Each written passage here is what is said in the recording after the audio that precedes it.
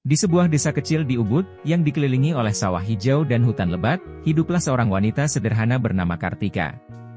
Kehidupan Kartika penuh dengan kesederhanaan dan kerja keras, mencerminkan keindahan dan kerasnya kehidupan pedesaan Indonesia.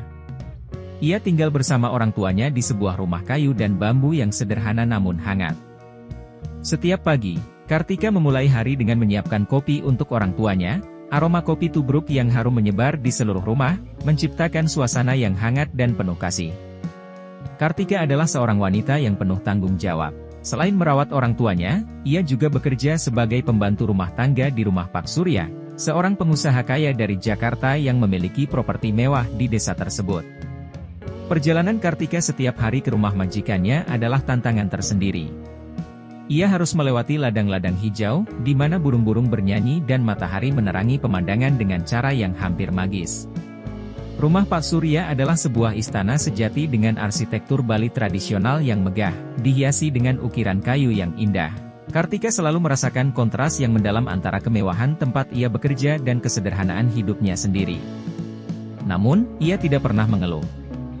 Dalam hatinya, Kartika merasa bersyukur atas pekerjaan yang memungkinkannya menyediakan kebutuhan dasar dan obat-obatan untuk orang tuanya yang sudah lanjut usia.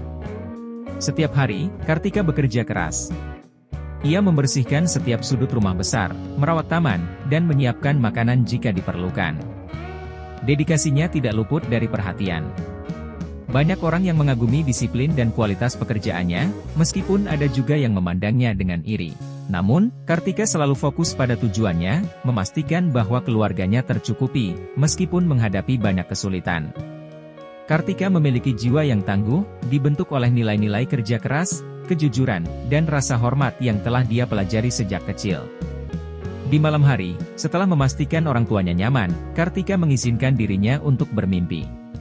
Ia duduk di beranda rumahnya, memandangi bintang-bintang yang terang di langit tropis, membayangkan masa depan di mana perjuangannya tidak lagi konstan. Namun, takdir memiliki rencana lain untuknya, rencana yang akan mengubah hidupnya selamanya. Pak Surya adalah seorang pria yang tegas dan berpendirian kuat. Ia merasa kecewa dengan anaknya, Arjuna, yang menurutnya telah tersesat dari jalan yang seharusnya.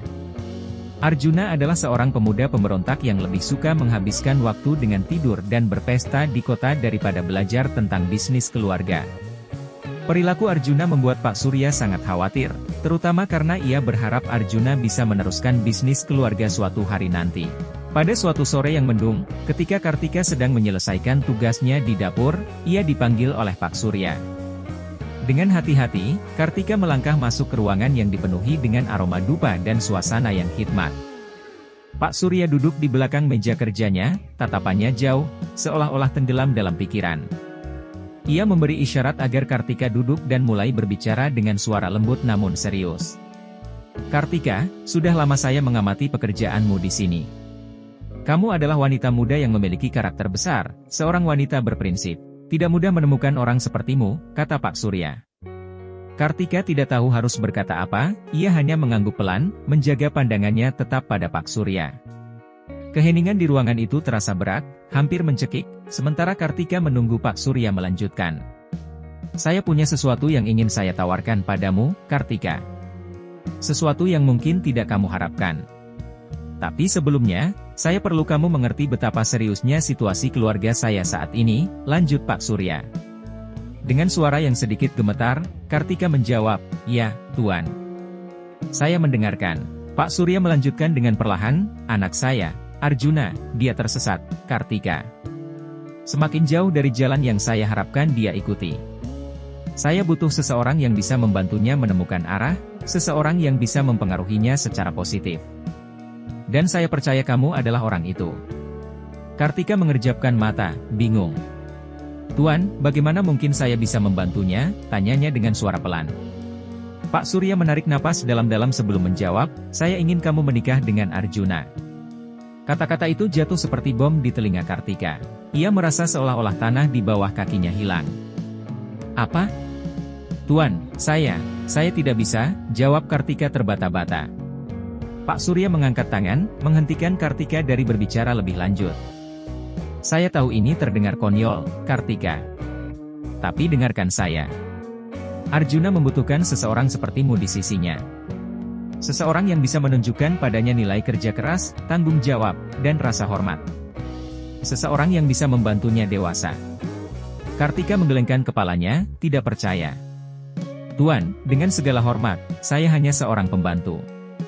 Bagaimana mungkin saya bisa mengubah hidupnya?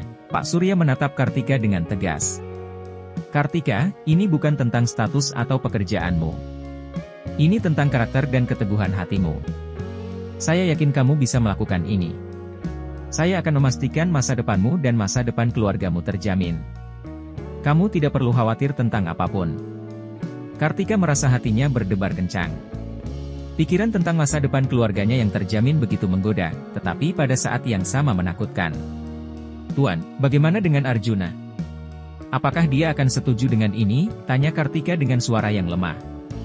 Kartika meninggalkan ruangan itu dengan perasaan campur aduk. Ia tahu bahwa hidupnya akan segera berubah selamanya, tetapi arah perubahan itu masih merupakan misteri yang menakutkan. Setelah mempertimbangkan semua kemungkinan, Kartika akhirnya membuat keputusan paling sulit dalam hidupnya. Ia menerima lamaran Pak Surya, menyadari bahwa tidak ada jalan kembali. Pernikahan diatur dengan cepat, tanpa perayaan besar yang biasa Kartika bayangkan. Semuanya terasa seperti mimpi yang jauh, di mana ia tidak memiliki kendali atas apa yang terjadi. Pada hari pernikahannya, Kartika berdiri di samping Arjuna, yang tampak jelas tidak nyaman dengan situasi itu. Arjuna menganggap pernikahan ini sebagai penjara, bukan pernikahan. Namun, mereka berdua tidak memiliki pilihan. Upacara pernikahan itu berlangsung di taman rumah besar Pak Surya, dengan suara gamelan yang lembut di latar belakang. Namun, bagi Kartika dan Arjuna, janji suci yang mereka ucapkan tidak berarti apa-apa. Keduanya merasa seperti orang asing satu sama lain, dipersatukan oleh takdir yang tak terduga. Setelah pernikahan, Kartika dan Arjuna menjalani hari-hari mereka dengan canggung. Kartika berusaha untuk menyesuaikan diri dengan kehidupan barunya, sementara Arjuna tetap merasa terkurung dalam situasi yang tidak dia inginkan. Namun, seiring berjalannya waktu, perlahan-lahan muncul perubahan. Kartika, dengan sifat sabar dan penuh kasih sayangnya, mulai mempengaruhi Arjuna. Meskipun sulit, Kartika tetap berusaha untuk memenuhi harapan yang diberikan kepadanya, berharap suatu hari nanti Arjuna akan menyadari nilai-nilai yang ia coba tanamkan. Begitulah perjalanan kehidupan mereka dimulai, penuh dengan tantangan, penebusan, dan kejutan yang tak terduga. Sebuah perjanjian sederhana yang mengubah takdir dua jiwa yang hilang untuk selamanya.